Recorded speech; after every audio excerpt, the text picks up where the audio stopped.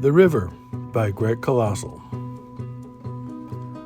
Long before I risked anything in my life, I navigated quite safely down the river of security.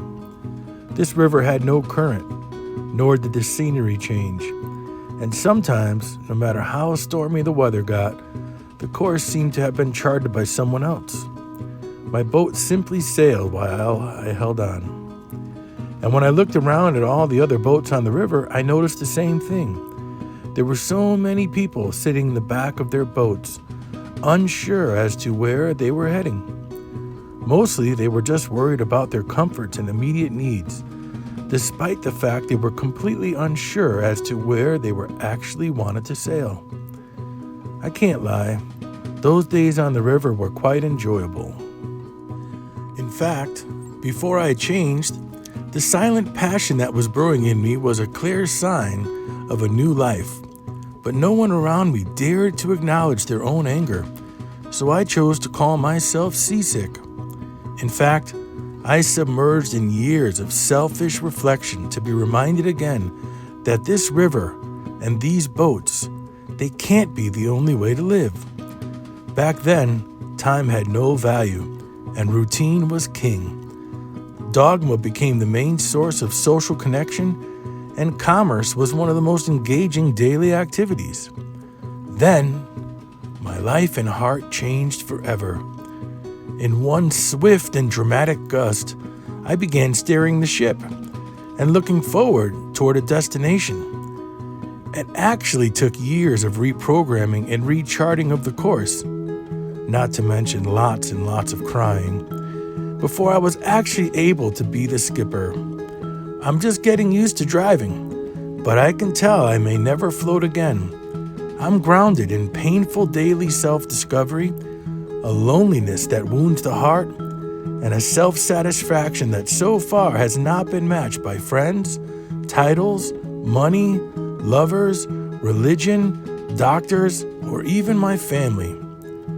For the first time in my brainwashed life, I realized and acted on how special my contributions to mankind can be, which then makes you aware of what others can offer as well. You see everyone based on what they are capable of and not what they are presently radiating. My arrival to this conclusion would not have been possible without all of the people on the river and the ones who swim with me today, which leads me to a drastic realization. It was those who broke my heart, tore me down, spread lies about me, lashed out at me, bullied me, abused me, and assaulted me that taught me more about my self-perseverance than the loving ones had. The loving ones are vital in the peace needed to live, and without either of the groups, I didn't stand a chance.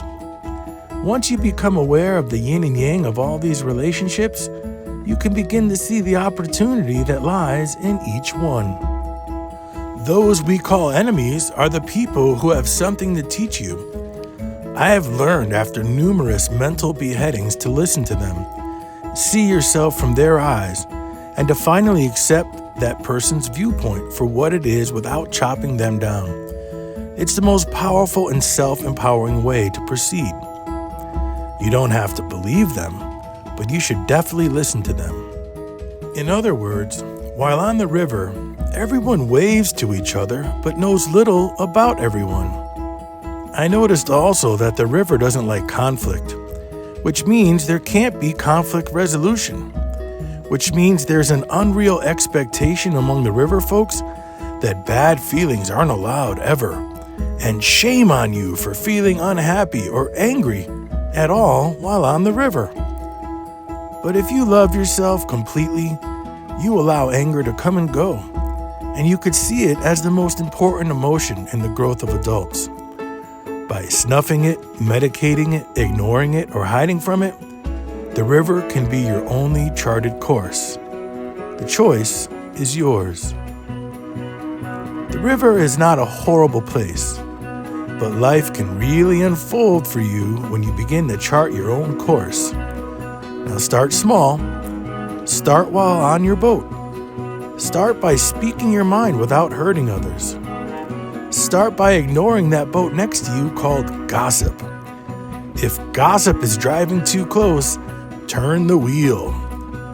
When the boat impulse distracts you with all of her beauty or altered state, drive next to the boat named regret. She will remind you of the truth. And always search for the boat named mommy and thank her for sacrificing her soul and body to bring you into this world. If her boat sank and she's not here anymore, then be sure to pull up next to any boat she loved and help it. It's what moms would want. If the boat named Daddy is around, again, pull up to it and hug the bow, hug the stern, or any part of it. That boat has left parts of itself to die so that your boat would be cooler and stronger. If the boat named Daddy sank, be sure to persevere and provide for others. It's what he would have wanted.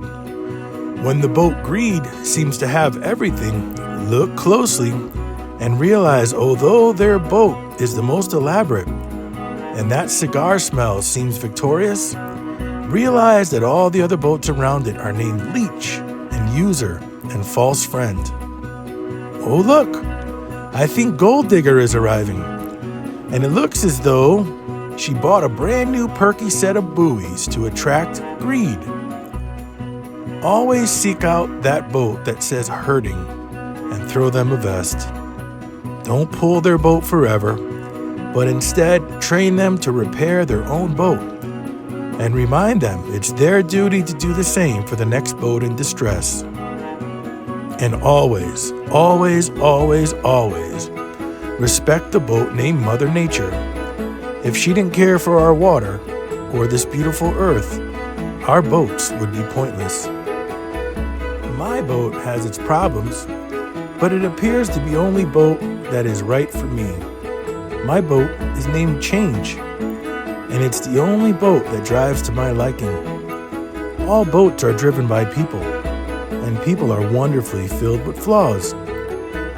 So even when using these stereotypical names for boats, the party boat, the big one, actually the cruise ship that can fit us all, with rooms to sleep, halls filled with music, tables filled with food, and plenty of room to gather together, well, that boat is called the SS Forgiving Gratitude. That is the best boat on the ocean. Eventually, realize deep in your heart that wherever it is you want to go, or to do what you want to do, know that your boat is equipped to get you there, alone. You might take in water.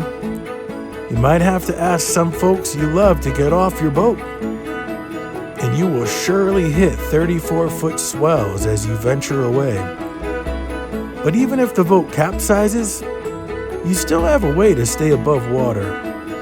Every day you practice these ideas, you will be one step closer to being solid in your heart and mind. And the ideas of enemies are then changed into opportunities.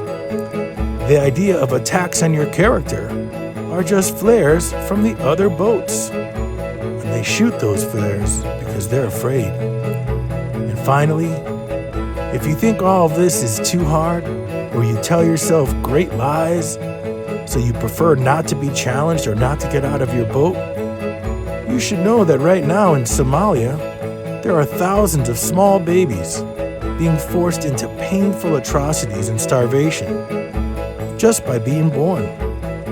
They lie in their own waste, and they actually eat mud in hopes to act as food. And if that isn't enough to help you realize how easy your life is right here on your cozy boat, then it's best you stay on the river and drop the anchor while you're at it. Or not. That's your choice.